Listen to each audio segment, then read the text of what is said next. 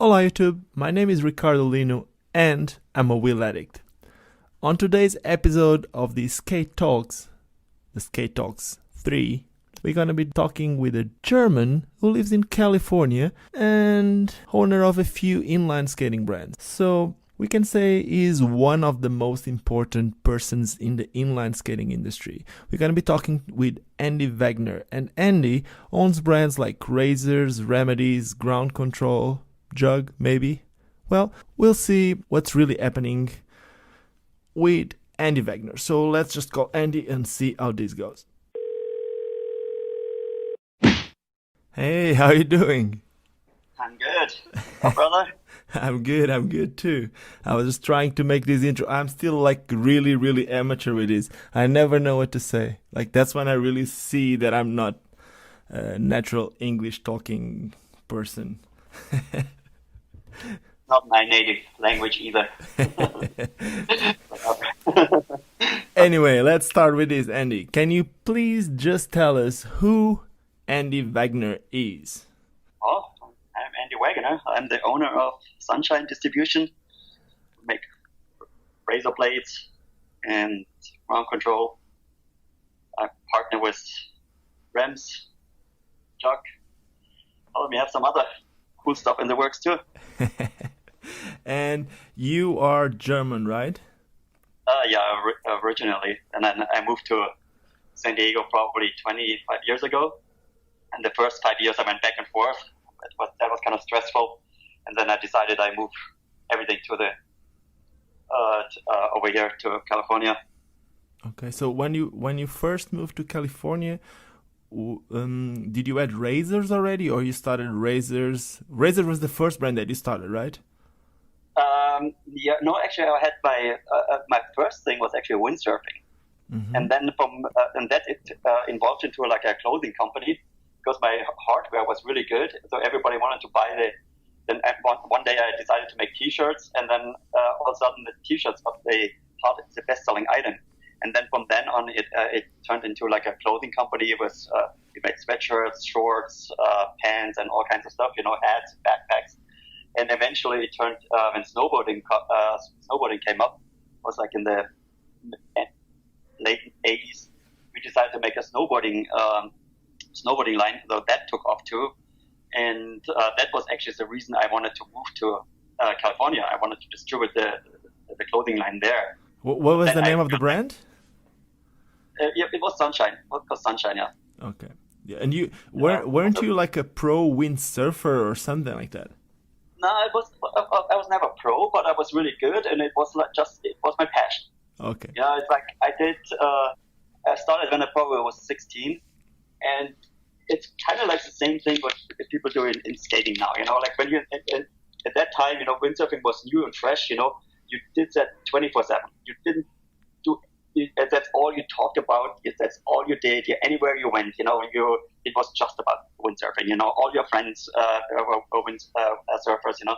And then of course you needed wind and waves too. You always had to go to like exotic places. One of the best places was of course Hawaii. And then the cool thing was anytime you went there, you met people, and that was way before the internet. But still, people knew you. Who you were, and a lot of times you knew them. Oh, this is you, man! It's so cool to meet you. So it's basically the same thing, but what rollerbladers experience these days. Yeah. And that's for me, it's basically the same mentality. And it's windsurfing was same before snowboarding. It's an action sport just like blading. It's kind of like anti-corporate. You want to do. It's about individuality. You want to do your own thing. It's not necessarily about competing. It's just like mastering those obstacles. For me, it was mastering those massive waves.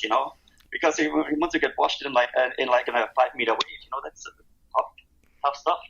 But so for me, I know exactly what that is. I used to bodyboard a lot, but since I moved to South Africa, I'm scared of sharks. So another question: did you never went to Portugal? Because there's a lot of German windsurfers that every now and then they go to Portugal. No, you know what? It's on my bucket list. Yeah. I'll come there one day.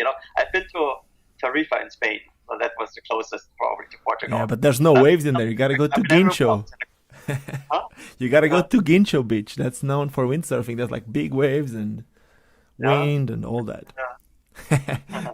Okay, so we keep going. I did knew about the windsurfing, but some of the people, like most of the people listening to this, they have no idea. So what I did, like before having this conversation with you, I did post something on my Facebook, and I said I was going to do it, and I had some people making some questions. And one of the first questions that people made, and it's good so that we can get the listeners to listen to this right away. So what's happening with the new Razor skate? When is it shipping? Is it shipping? So the name of it is Shift, right? Yep. And what else can you tell us about that skate? Well, it's kind of like, actually, it's a mix between the SL and the Colt. So what it does, it has the shape of the Colt, so it's a lot tighter. So you have a really tight fit, and basically, actually, you have a lot more control over the skate. Because this SL was a little bit wide, you were kind of moving a little bit. Also, the instep is was a little bit higher. So now it's a really super tight fit, and you can control it super well. The other thing is, and another feature is, you can exchange frames in 15 seconds. Yeah, that's something that I heard about like about 2 years ago. That was like when I first. I'm working on it for a long time.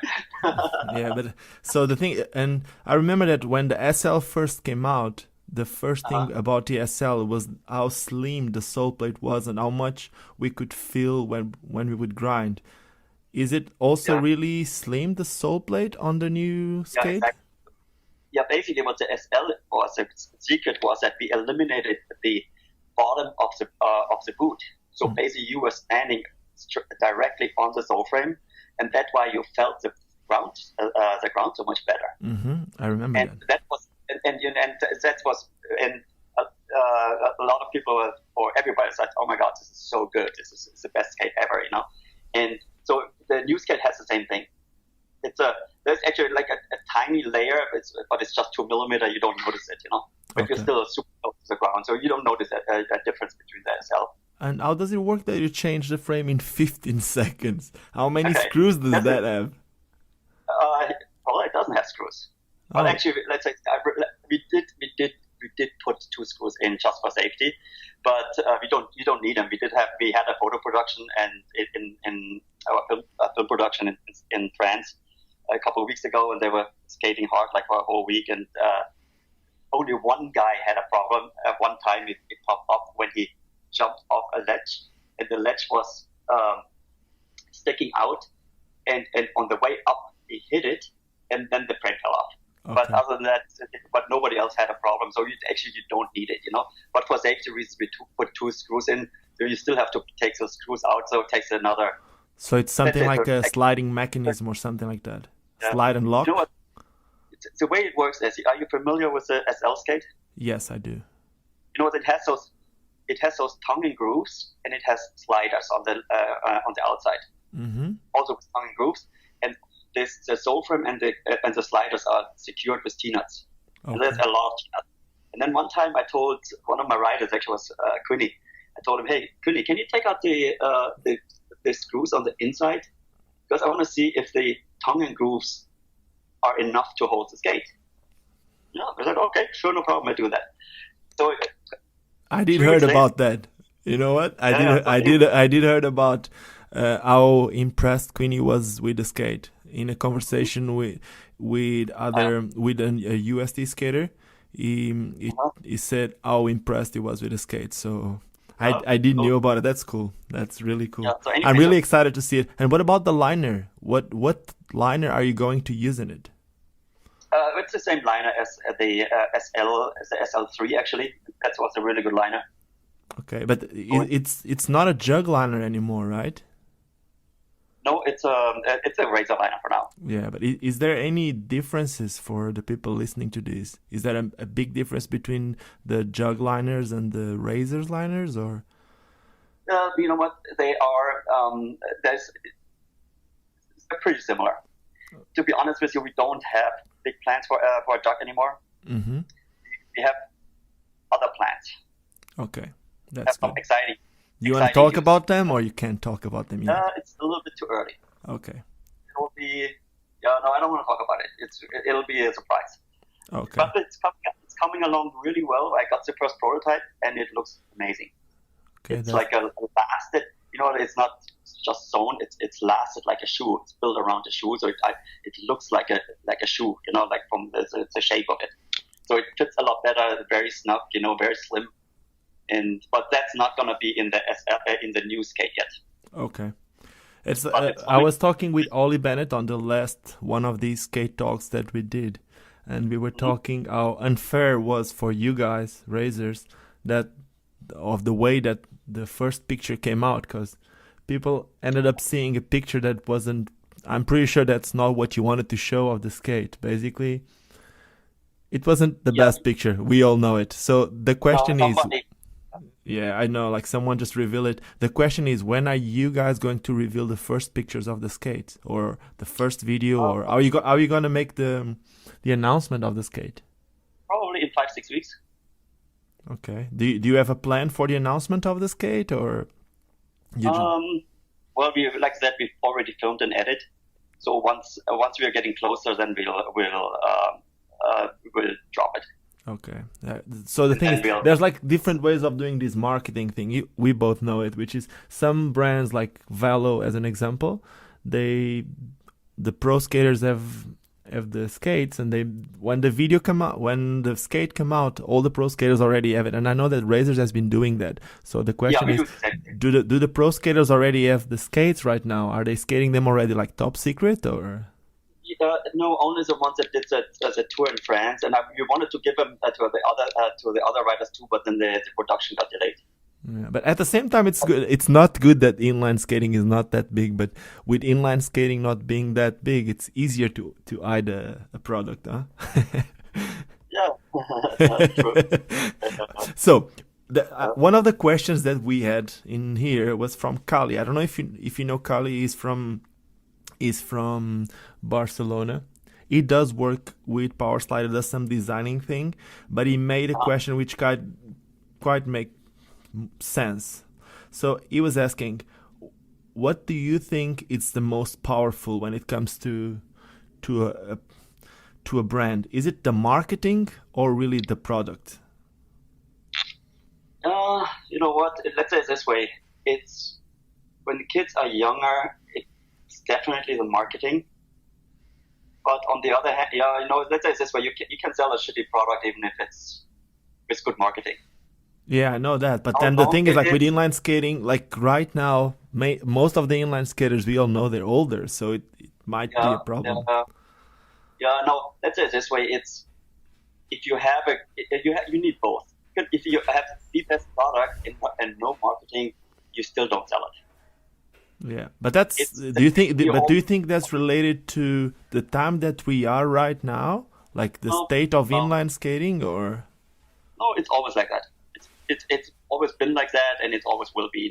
Because people at the end of the day, they look up they always look up to the best riders, and even if sometimes it's just on a local level, but they always look up what the best local rider has, I remember that. I remember that 2 years ago. No, a little bit more, like 3 or 4 years ago, when I stayed at your place. Thank you so much for that. when I stayed at your place about 4 years ago, you told me that the plan that you had for marketing back then was to have like the best skater from each city where skating was big, or at least big enough to have the best skater using razor skates. And I ended up seeing that you had a lot of people skating with razor skates, which is really good. But in the end, my question is, are we selling skates with that? Because at the moment, I don't know, like in South Africa, I've been working a lot with trying to get more people into skating. I know some places in Europe, in some places we have enough skaters, but a lot of places, it kind of feels like there's more people getting free skates than... Of course, you're totally right. The problem is because the numbers drop so much, so it doesn't make sense. If you only have 3 or 4 riders in a city, then give them a free skate that doesn't pay off. Yeah. And these days, in blading, blading is a little bit different because a lot of the stuff is online, you know. So if you produce good online content, then that's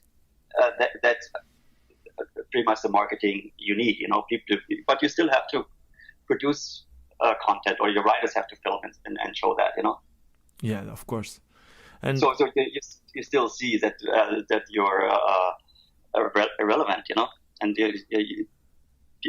that the writers can do amazing stuff. I know that Razors, I think it was the first. Razors was the first brand to make a YouTube channel, or at least to be strong at it. And I remember that since the beginning. Do you guys even add a Vimeo channel or a Vimeo profile, or you always stayed with? Yeah, we did have, but eventually most people watch YouTube these days, you know. Vimeo, the main reason was because in some countries they are very strict with music rights, especially Germany, and they could not see any of our YouTube content, which was probably one of the reasons why we were never strong in Germany, because nobody saw what we did, you know. Mm-hmm. But now but that's also like a problem with most of the skaters, and I work with that on the daily basis. I know what that is. Most of the skaters, they do not understand that they can't use music which they don't own the copyrights. It's like people keep complaining, but the truth is, if I'm filming myself skating, I film it. I don't want anyone else to use my clips without my permission. So it's kind of like the same with the music. People that makes music, they want to get something out of it. So now it's slowly getting there. So yeah, no, but it's still, you know, you get ways around it. You know, you can get copyright free music, but it's a lot of times it's not the same, you know. Of course, it's not. You won't get the exact same music or the hate that you're watching on TV and all that. But and music just is a big part of it, you know. Like if you just look at it this way, you know, sometimes you see the most amazing skating, but then the music is kind of slow. You know, it kind of makes you fall asleep, you know. But then you have to see something with super upbeat music, then you get all hyped too, you know. I know what you mean. And I have another question out of that. So I saw Razors. I think it was mostly Razors. I never saw that happening with Ground Control. Probably happened a little bit too, but I saw like in the past, Razors went from like, I don't know if I can say this word, but went from like rock and roll to gangster to different styles, you know. Does that make sense what I'm saying? You know what, here's the thing. I don't care about music. I just care about making good skates. Okay. And honestly, so I didn't really knew for a long time that it's so important. Mm-hmm. It's not, I don't think it's that important. I was like, somehow it happened, you know. Like there was in Ego, it was completely gangster. Yeah. No, basically what happened is, you know, I played kind of like in the early days, you know, it was Shima, Elliot, and they were in rock and roll, you know. And then we got Murder and Dre, and so then they were in hip hop, you know. And then eventually the world was kind of, at that time it was balanced, let's say this way, you know. But then Shima started his own company, Nim, and Elliot too, you know. So then basically the rock and roll side was gone, you know. And then Julian came in, and then it totally turned into hip hop, you know. The thing is, I didn't like that. I didn't monitor that. And it wasn't controlled. I get it. Yeah, I don't monitor the pants, the width of the pants. You know, I didn't know that's a, you know. I just thought my job was to make good skates, you know, and not watch the pant size of your riders, you know. I did eventually learn that, you know, and then no, damn crap, this is going in the wrong direction. I don't want to be pushed in a corner, you know. Then I made sure that we got more rock and rollers into it, you know. No, but I'm not saying that as like, I'm not judging. I'm no one to judge. I went from baggy to skinny to don't care. Basically, I think that's what I am right now. I just don't care. But I think I never cared. You know? So for me, it's really never an issue. You know, I thought my job was to make skates. Yeah, I think you did good. seriously. And one more question. So I do know, like, when the last time when I was in California, it wasn't the last time, but it was the last time I did saw you.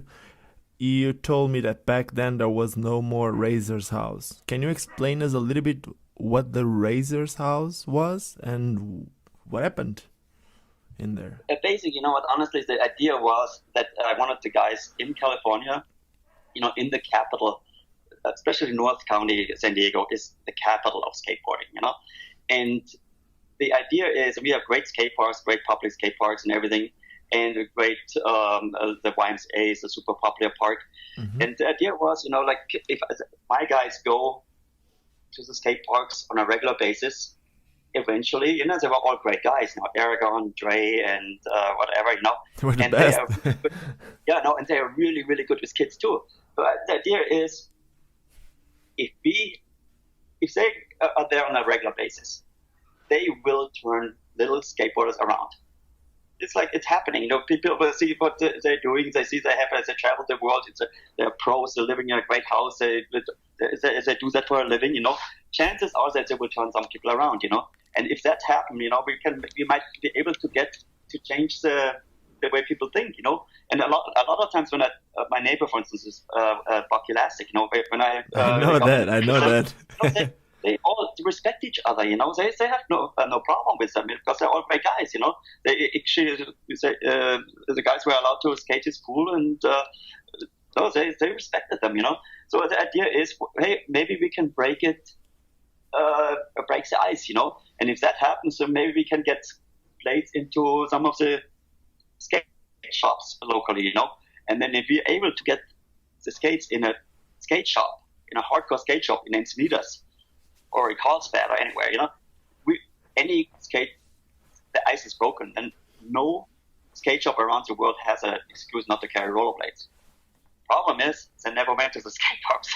And I remember that. You told me that. They were too busy partying.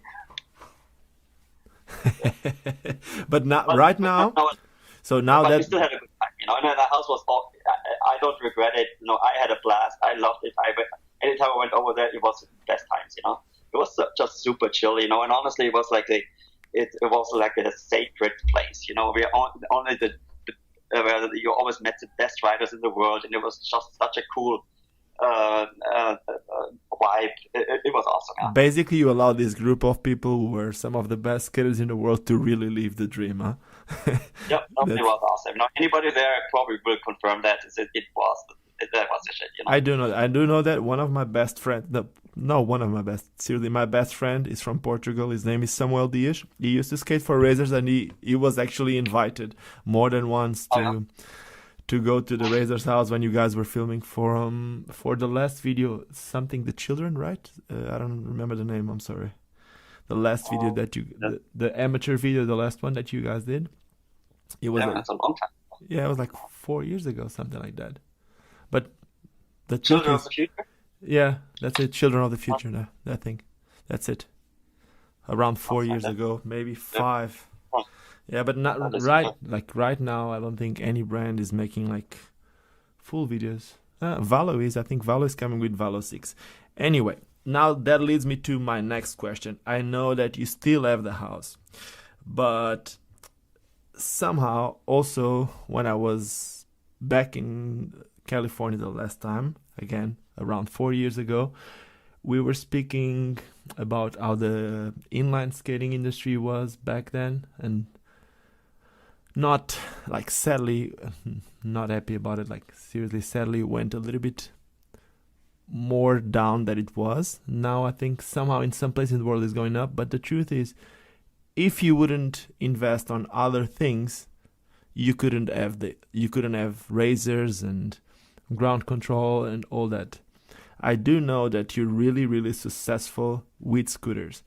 And I also know, and some people might judge me for saying this, I know some people on the inline skating industry that don't really appreciate it, but I do respect what you do, and I do know what you're doing with that. But can you explain us a little bit how you got into scooters, and if you would put like a percentage, like on how much time you spend on scooters nowadays, and how much you spend on on inline skates? Would it be 50-50, 40-60, or anything like that? Can you explain us a little bit about the scooter project?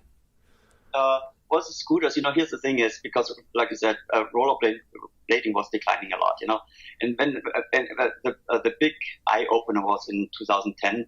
So basically, the economy came out of the recession from 2008, after so we were declining all the time, But then in 2010, the general economy came out of recession, was actually really good, but our sales still dropped 10%. I said, damn, this is not good, So we are, everybody else is doing good, so it's not recession related. So we have a major problem. Well, and the problem is we have no new kids coming in, and then all the older guys, they get families, they get jobs, they don't have that much time and money to spend on skates, and then that's why it was declining. So I had to decide, man, I need to do something else, because otherwise I will eventually go out of business if that keeps going, And then I thought, man, what could we do, And I've been in Australia before, and they kept telling me, man, you need to get into scooters. It's booming,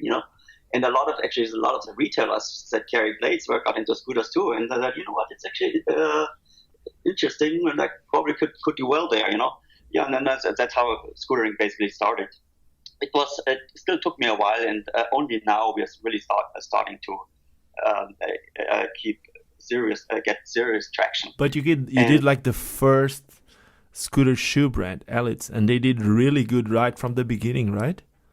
But then we still had we didn't have the right riders, there were some issues, the riders didn't reach out to the other core riders. They kind of kept to themselves, so it never really reached the full market where it should be, I have other plans. I'm starting a new shoe company with core riders now, and that will blow up. That'll be an instant success, kind of like with Rain back in the day, when everybody had those, Anyway, but so scootering now it's a little bit more than half of our business. The advantage is we have tons of kids coming into the market every year. The disadvantage is most of them quit once they turn 15, 16.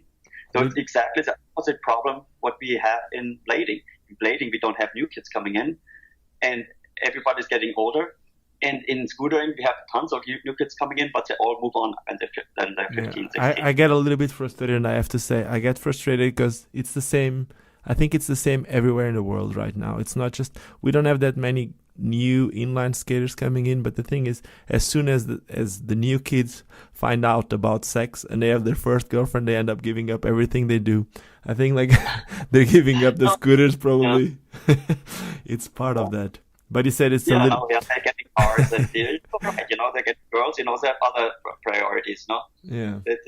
It's kind of normal. And even in blading or in skateboarding, once you turn 20, or you have to move out of your house, because then you don't have as much discretionary money to spend, So you have to, you cannot buy every new skate anymore. And you don't get a $300 gift every Christmas, from your parents. Mm-hmm, of course. And I ended up realizing since I moved to South Africa too, at least compared to Europe. In Europe, if I would ever need to go to hospital, or if I would fall, basically, if I would need a surgery or anything else, I would just go to the hospital, and the government helps me with that. If I don't have money, that doesn't mean that I'm not gonna get the surgery that I need. In fact, I broke my leg in Germany about, I don't know, 12, 14, 15 years ago, I don't even know. And I got like a surgery in Munich. But since I moved to South Africa, I've been realizing it's completely different here. And I know in the States, it's kind of like the same, which is if I break my leg, if I don't have money for the surgery, they won't make it. If you don't have an insurance.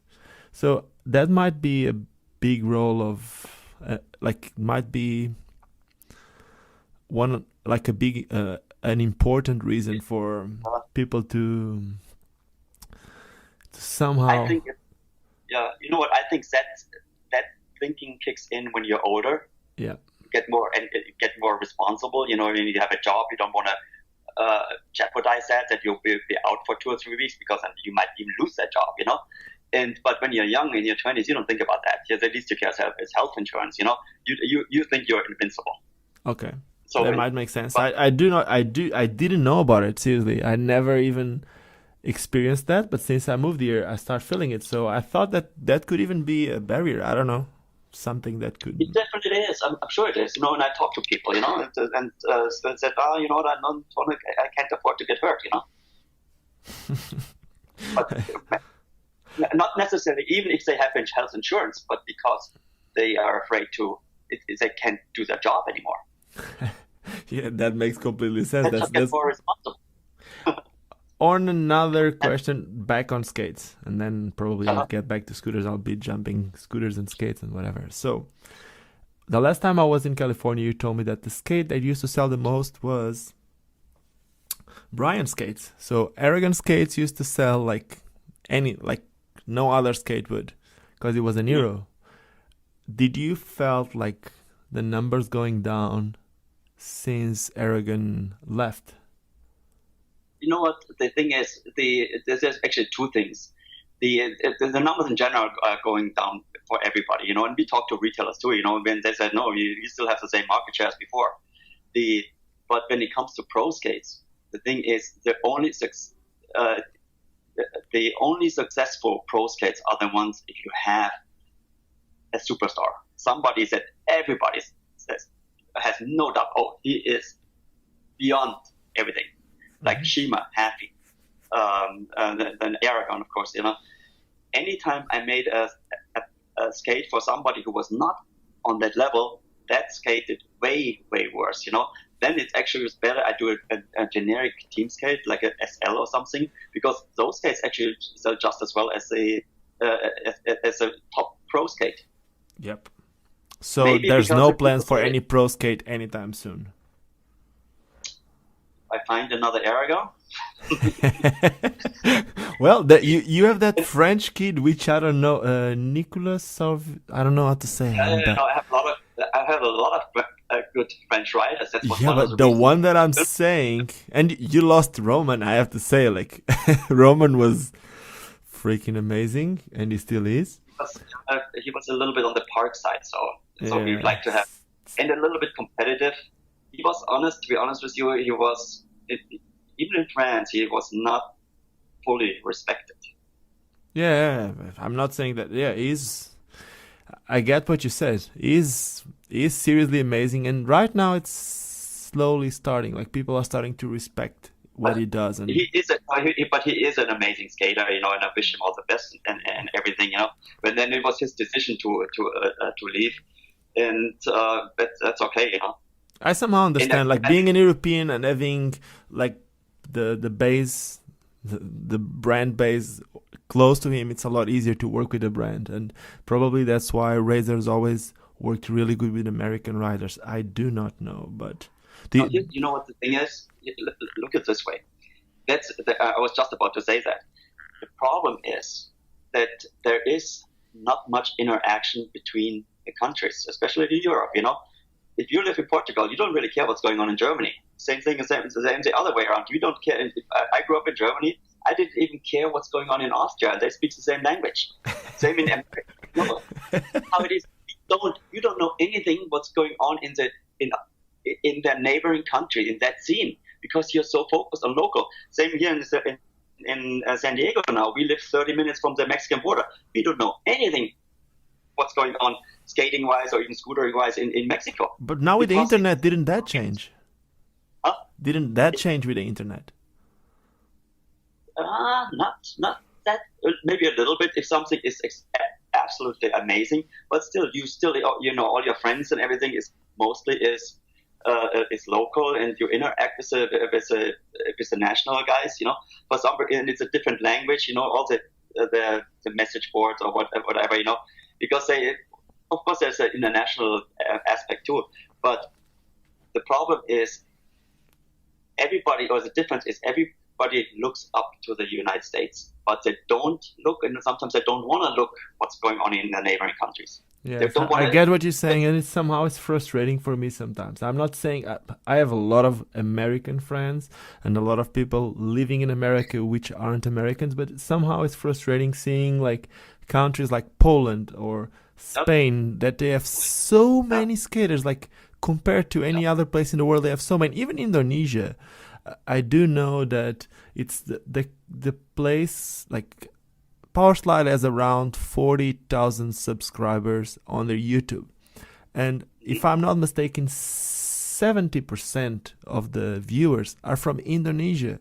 That just means there's a lot of interest. It's a different type of skating. I'm not talking about aggressive skating, but what I'm trying to say with these is like there's so many places where there's so many good skaters, and usually where there's a lot of good skaters, there are usually a lot of really good skaters too.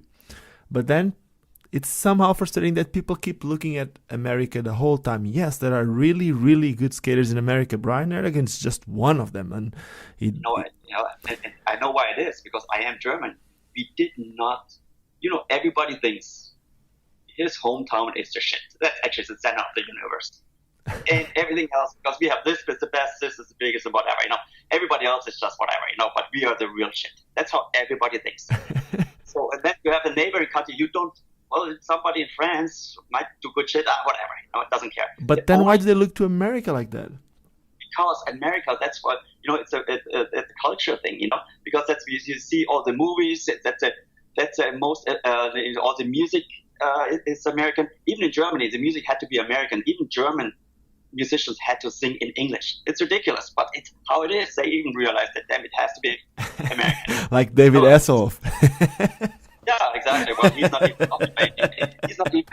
People laugh at him about him in the US, but in Germany he's a superstar, Either way, but that's how it is, and they see all the movies from Hollywood, and they think it's the greatest country on earth, They or paradise. It's just like it's a dream. It's not reality, but that's how it's been portrayed, Then you have to. Yeah, it's the whole media. It's us being influenced by the media. And you know what? And then, let's say this way: the US, you have a lot more creativity there, because the people there, they don't have a safety net as in Europe. They have nothing to lose. That's why there are a lot more. That's why they open companies. Mm-hmm. And that takes the risks. They're a lot more risk-friendly than the Europeans. In the European, if you fail by bankruptcy, you're done. And but in America, there's no problem. And like I said, they have nothing to lose. And of course, you have, especially California, the weather is nice. You can do your sport, especially action sports, can do it year-round and stuff. Yeah. But anyway, everybody except the U.S. That's okay. That's cool. And anytime you send us an American anywhere else, they treat him like a superstar. It is. I know that. Especially like if he goes to Asia or something like that. In Asia? No, it's the same thing. Or even same thing if you're from France or from Western Europe and go to Eastern Europe, you're a star. That's how everything is West. So that explains it. But they don't. There's a little bit of jealousy. Yeah. They don't. But going back to one of the first questions, what I asked you about marketing or product, then it's kind of like, I don't know if these make sense, but that will be saying that the marketing is more important than the product when it comes to a skater. See, it's just like the American skater would be more marketable than a better skater because he's from somewhere else. And maybe that's why a lot of brands keep a lot of American riders, even if the American skating market is smaller than in some other countries. I don't know, but yeah, I would say the American market is not. It's still okay. No, it's not okay, but it's still a decent size. Do you have an idea how many skaters we have in America? No. Another thing is the big retailers. They ship everywhere around the world. For me, it's hard to tell where exactly. I get what you're saying. They sell them to Indonesia. They sell them, ship them to Australia. They have a really good operation. But they got the shipping down. So. And then you have big brands like K2s and rollerblades selling too, and no one knows about their numbers, so it's kind of hard to track how many skaters you got. Yeah, I still don't think that they say their numbers in aggressive or big. Yeah, I bet no, but like the thing is, that was my next question for you, which is like, skating is changing, and you know it. I know you know it. Like I'm pretty sure you saw Brian Arrogan skating with big wheel skates, with 3-wheel skates, like 2 or 3 weeks ago. Mm-hmm. What are your plans when it comes to big wheels? Do you have plans? I love them.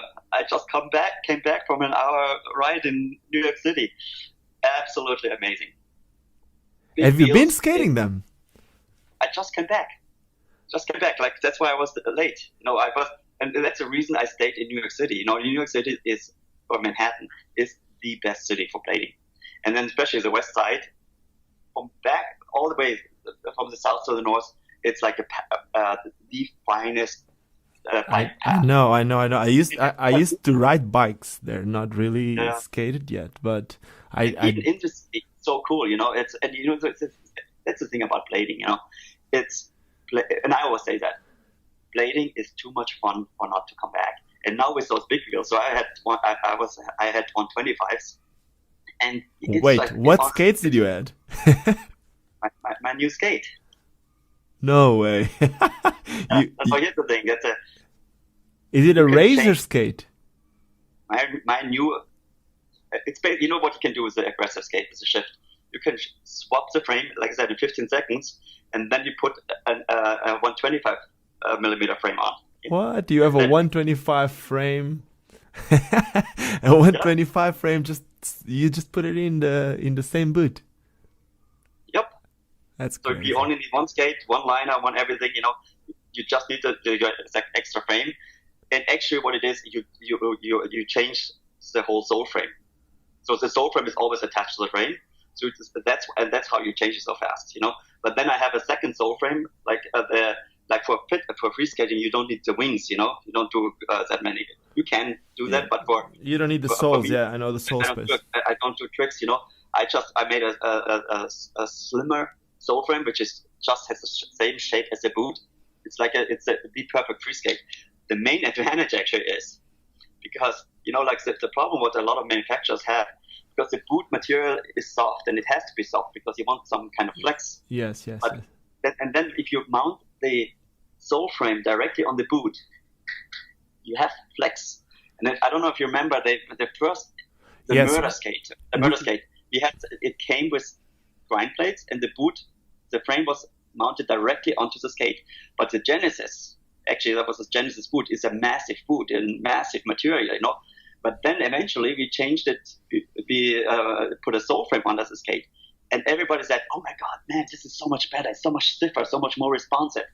And that's when I knew when I learned that we need especially for free skating, because everybody was struggling with that, getting the transfer of power down. So now we have the sole frame, it's fiberglass with nylon. It doesn't give a bit. It's super stiff.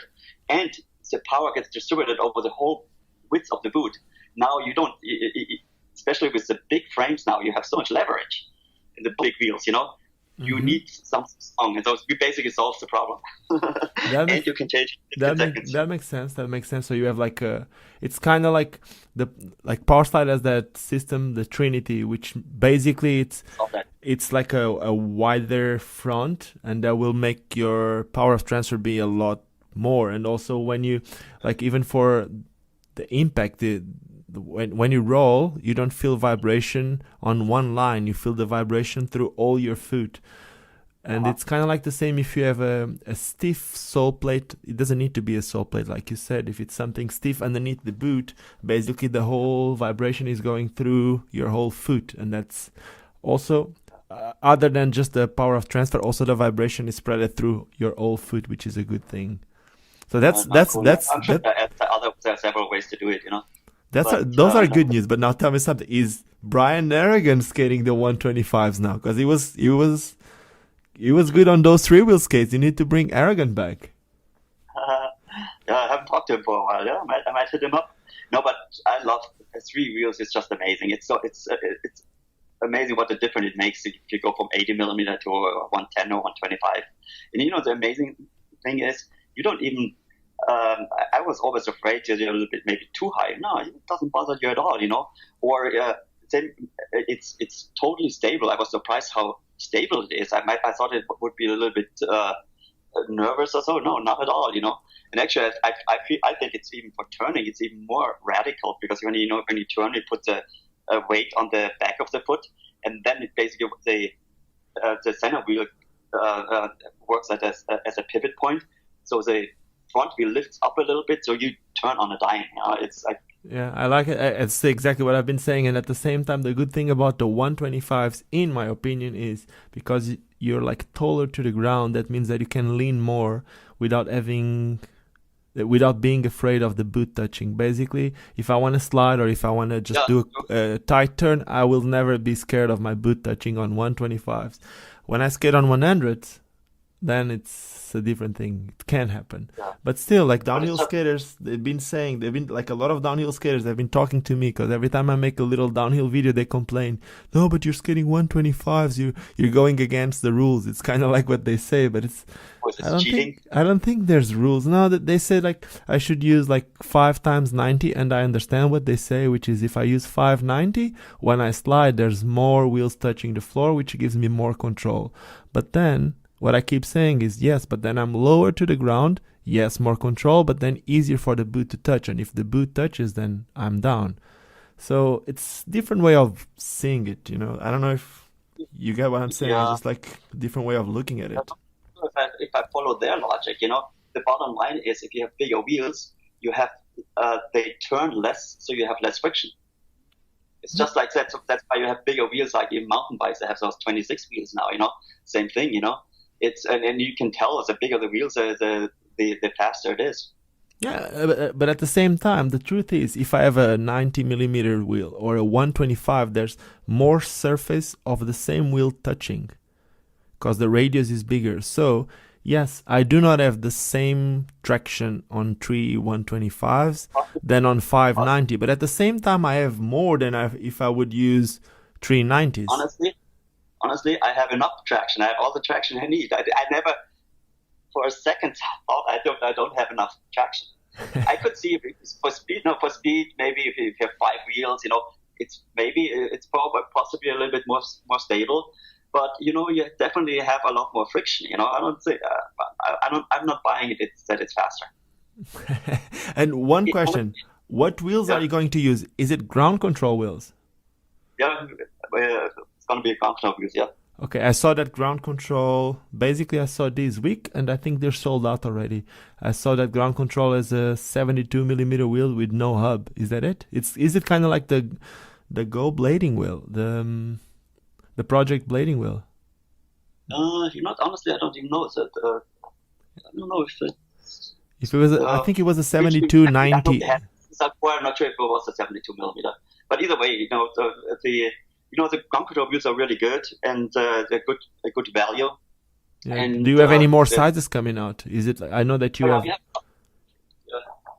Hang on a second. Hello. I'm still at the hotel. They probably want to kick me out. Yeah. Anyway, what was the question? So I know that you have. I think it's 60s, 64s, 72s. With what other wheels are you going to? Yeah, we're gonna have 64. We come back 66, 72. One of them we have 80, 110, 125s. Are you gonna have 110s too? So is that 3-wheel frame also coming in 110? Yep. Is the 110 also with a sole plate, kind of like the rounded free skate, or more like a grinding one? Do you have an idea? No, it's you can put them on both. You can put you can put them on the aggressive sole frame or on the free skate sole frame. Oh, so basically, okay. All our new skate, even the fitness skate or the free skate, is UFS. Okay, so I get what you're saying. Basically, what makes you change the plate? It's the whole sole plate, right? So when you change the frame, you can keep the same frame that you already have. The only thing that you'll change is the sole plate. Is that it? Yep. Yeah, and the sole frames are actually really cheap. They only make $25 or $30. Okay, that makes sense. Yeah. Okay, and now I see that the guys at the hotel, they want to kick you out. Huh? I have 2 questions. I have that for hours. if they didn't know. Any 45 degree strap coming on any of your skates? Or you're going to keep it? Yeah, basically, we're going to come out with a free skate, and that'll have like the ratchet. Okay. Are you going to have a free skate, actually, like a Razor's free skate? Or? Yep. Okay. That'll be in about 2.5 months. Okay. About a month after the shift skate comes out. Okay, so the shift should be out in 1.5 months, and then the free. Do you have a name for the free skate? Yeah, it's a Cosmo. Cosmo? Okay, so the Cosmo will come out in 2.5 months. That's good. Yep. Okay, and then the last question is, what can we do to change this industry to make it better? It's a really complex question. I think we're all trying the best, but yeah, no. Here's the thing: you have to look how it started. Blading got really big when fitness skating was big. And the peak was in 95, 96. It was huge. Everybody tried it. Everybody was on it, and then actually girls started it because it's a really good workout for the girls' butt. And then all the guys got it because it was like a dating thing almost, And you can actually tell, I sometimes go to blading nights, and hey, no, it's the best way to contact with people. At the end of the day, you feel like a big family, like you get to know everybody. It's social. Everybody's super relaxed, you just have a great time, And so that's how blading got big. It just got a bad rep, and then it declined, But at that time, a lot of kids, when they were 10 or 11, they got into blading too, maybe through the parents or whatever, And then those guys, they were all born in 83, And they, at that age, you are the most impressionable. And then they thought, kids get bored after half an hour. They want to do more. They want to jump over stuff, And then they realize, oh shit, there's aggressive skating. Arlo did amazing stuff, and Chris Edwards and stuff. Senate was there. They already did their whole thing, and it was unique. It was like their own little industry, that did kind of a rebel thing, Anyways, the kids, it was perfect for those kids, that, oh, that's what I want to do, And that's when rollerblading exploded. Mm-hmm. But as fitness declined, so declined rollerblading. So no new kids basically came in, So my thinking is, if fitness skating or free skating comes back to the mainstream, then aggressive will benefit from that just as well. Yeah, I keep saying the same, which is like, if we have more people skating, there's more people going for free skating, speed skating, aggressive skating. It doesn't really matter. I think we shouldn't focus only on aggressive skating. In the end, it's just skating. It will only come back if it explodes or if it gets bigger in recreational skating. Here's the thing is, you skate, especially with those big frames, it's too much fun not to come back. Actually, you skate. On the other ones, you walk. On these ones, you skate. Yeah, no, it's a whole different ballpark, So a friend of mine, Carson, he told me that, you can't blade without having a smile on your face. And you know what? It's true, especially if the surface is smooth, every stride is pleasure. You have so much fun, and it's especially in cities, you can see everything, you can roll around, and it's just awesome, And the typical 20-year-olds, they don't even know about it. The peak was 20 years ago. They were barely born, So it's only a matter of time until people find out, And if you look in some places in Europe, for instance, Spain, it's still huge, They have. I just did a tour like a couple of months ago, and visiting shops. They have the finest shops there. They look like boutiques. It's unbelievable. In Madrid alone, they have 40 inline skate schools. I know some of the guys. It's crazy, and they have schools just for slides. Not schools for slides, but they have classes just for slides and classes just for. Which is good. Yeah, of course, it's amazing. But my bottom line is, if something is fun, it will eventually catch on. Of course. And the question that I have for you is, do you believe in the cycles? Everyone talks about the cycles, just like skateboarding went through cycles. I do. I'm a strong believer in that, because I went through that with many sports, with no matter what it is, and I see it in other sports. The problem is, when the sport comes out, you're in. Everybody's excited, especially if it's young. You invent tricks. Anybody can copy them fairly or pick them up fairly fast. Or you practice a little bit, but then it gets more and more harder, and eventually it reaches a level. Then beginners will say, "Oh my God, I will never be able to do that." Yeah, I keep saying the same. I think that sometimes skating went to some. I had this conversation with some people at the Winter Clash, and some people think that I'm crazy when I say that. But the truth is, skating went too much into the do or die thing, and I'm including myself. I used to be the type of skater, if I wouldn't try something that I challenged my life, I wouldn't be happy by the end of the day. But the truth is, these would never bring anyone else new to skating. If I'm about to be a father soon, in 2-3 weeks, I hope. And the thing is, when my baby is born, like whenever she's like 3, 4, 5, 6, whatever, if she wants to do a sport that I see someone trying to kill themselves the whole time, well, if that's what she wants, I'll try to support. But at the same time, it's not really as a parent I would want for my kid. So I think, relating skating to all these health and, of course, a smile in our face. We need to enjoy what we do. Yes, we always need people really challenging themselves. That's good.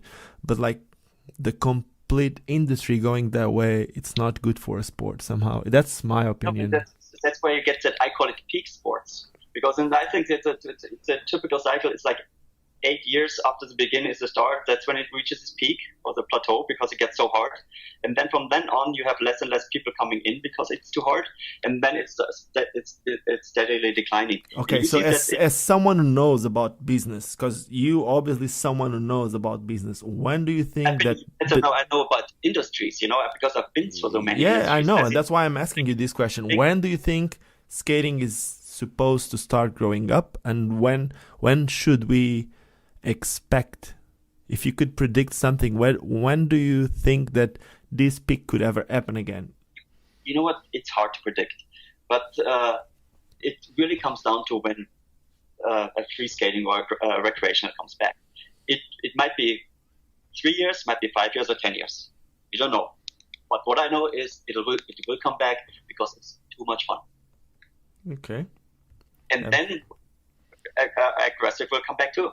Yeah, I'm not even trying. You know what? I think aggressive is like really important for me. But at the same time, when people look at skating, a lot of people don't look at aggressive skating. I want skating to grow, like skating in general. Because like I said before, skating is skating. And like I do know that I will always love this type of skating that we call aggressive skating. But in the end, when I'm like 50 or 60, I still want to skate. Probably I won't be able to flip here or flip there, but I hope that I'm able to still maybe do a marathon back then. So we'll see. We'll see how it goes. What I'm doing is that I'm a strong believer in that, it's kind of like, that's why I invested in that, in a new skate, and it's a lot of money, I know that, all the molds and all that stuff. But are you going to keep any of the skate? Any of the boot is the same, or is it a complete new boot? The mold is completely new? No, it's complete new. Okay. Well, the cuff, we can. The old cuff still fits. Eventually, we might we'll make another cuff. But it's not exactly necessary, because the current cuff works really well. But anyway, but it's like, for me, the thing is, it's kind of like in stock market. You invest. Yeah, of course. If you believe, yeah, but you usually invest if you believe in something. Of course, you invest without knowing what's going to happen, but you need to believe to invest in it. So that's it's the good. Same as like in stocks. If you like a product really, really much, a lot, or a company, then it might be it's the same bet that the stock will do well, unless it's already totally overvalued, Mm-hmm. But rollerblading is not overvalued, And, you know what? What do you think of the USD-AN? Have you seen the USD-AN? What's that? No. The USD-AN skates, the ones that the USD came out last year with. Oh yeah, I've seen it. That's a one-piece skate, right? Yes. The question is, I'm not sure. Is that you either? Here's the thing: you have to either do two things. You either make the boot in the same material as the frame, or the frame is the same material of the boot. What material are they using? It was mostly the main difference was by using different densities of plastic. So basically, if you use like the same plastic, you're gonna need to play with different densities. That's what's going to give you the flexibility, not just does that make sense for you? Yeah, no, that's my concern, because I didn't know that you can do that. Yeah. My main the other, so that's, if they solved it, that's good, because otherwise, if you use the frame material, the boot would be too hard. If they use the boot material for the frame, the frame would be way too soft. No, I'm making you this question not even because of a product. I'm making you this question as someone. I don't know if you know. I have a little shop in Cape Town, and since I started this little shop, something that I realized was a problem a lot of times for me was, you know what? Sometimes the UFS, I don't think it helped. And this might seem stupid, but the truth is, you have like 10 different frames, 20 different boots, or 10 different boots and 20 different frames. And then each frame comes in 20 different colors and million different sizes. And then in the end, like, there's so much variety. And in a sport which isn't that big, it's hard for a shop to carry everything. So I remember that a few years ago, something that people told me about razors for some people could be a problem was, it's a question, sorry. It's because you were coming with a skate every 3 months and you wouldn't produce the older skate anymore. Then for some shops was hard to sell the older skates if they would get like a little bit bigger stock. So we always tell people, don't buy more than what you think you can sell in the next 3 months or so, Mm-hmm. And and we don't push any orders on anybody, Yeah, I know that. There was shoulder the risk, and the shops can reorder, So it's we are really not pushing anybody to. You don't have an advantage to buy 5 pairs or 10 pairs, Yeah, but I do know that I did notice that you started, like, you opened like a bigger warehouse in Europe so you could work differently in Europe. I do not know. Is it the same in the States? Can shops order like smaller quantities, and then if they need more, they order from you, and you would have stock? The idea with Europe is so we can service it better. Before, everybody, only the big shops could basically buy from us in Europe, mm-hmm. and because we shipped them directly from China, basically, but the small shop couldn't do it because the freight was too expensive. So now with having it's basically my own warehouse, So now having at my own warehouse there, we can service everybody. So it's a huge advantage for Europe now. Okay, that makes complete sense. Okay, Andy, I think that was it. I'm really happy with the result of this. I hope you're happy too. Yeah, no problem. Anytime. And one other question. Sorry, questions keep coming. Why did you never started anything related to roller skates? Because you like to look at opportunity and all that, and roller skates seem to be blowing in the States, so that's why I'm asking. I don't want to spread myself too thin. Okay. I might do something new if I have the right people. Mm-hmm. I did saw that John Elliott started something, but apparently that didn't pick up. Yeah, no, the thing is, you don't want to do too many things at a time, because then you only have so much time, Yeah, of course. That makes sense. I'd rather do the things that I know what I'm doing, That makes sense. Okay. Right. It's completely valid. Thank you so much, Andy. Yep, Thank you so much for taking the time to talk with me. I'm really excited about your new projects, and I'm pretty sure people listening to this will also be excited about it.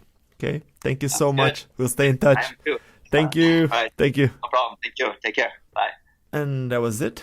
It seems like there's a lot of cool stuff happening, and Andy just revealed some of the new projects from Sunshine Distribution, including some free skates from Razors and the release date for the new Razor Shift skates. And that was it. I hope you guys enjoyed this skate talk with with Andy Wagner, there's more happening with important people for the skating industry. So you know what you need to do. Just subscribe to the channel. There's like a little button underneath this video. If it's red, it means that you're not subscribing yet. If it's gray, you don't need to click it, but there's a bell on the side. If you click that bell, you'll get notifications every time that I upload a video or one of these skate talks. Thank you for listening to this, and see you soon. Thank you. Vou viver até quando